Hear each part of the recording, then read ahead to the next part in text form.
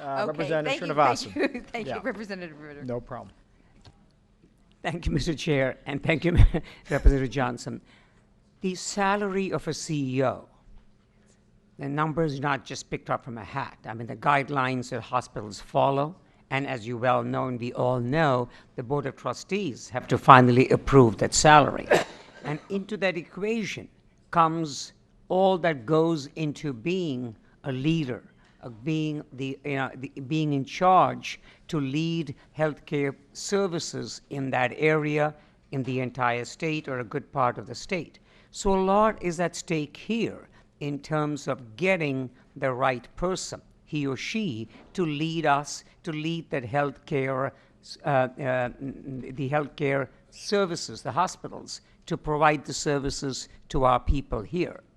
So why would we say that in a nonprofit setting, when we need the right person, has to be equated to the property tax and dilute the possibility of the people that are out there in the nation, the nationwide search for us to get the right people to lead our state?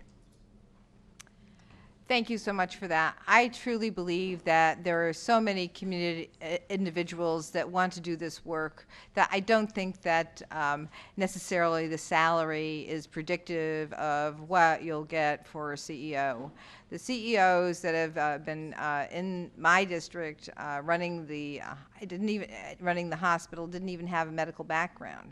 So I'm very concerned about the qualifications and how these people are being chosen, and whether or not they're actually qualified to do the work that they're doing. I'm not on the board. I don't know if that's true or not, and I don't know what they had for experience before they came, but for the fact that they did not have clinical background.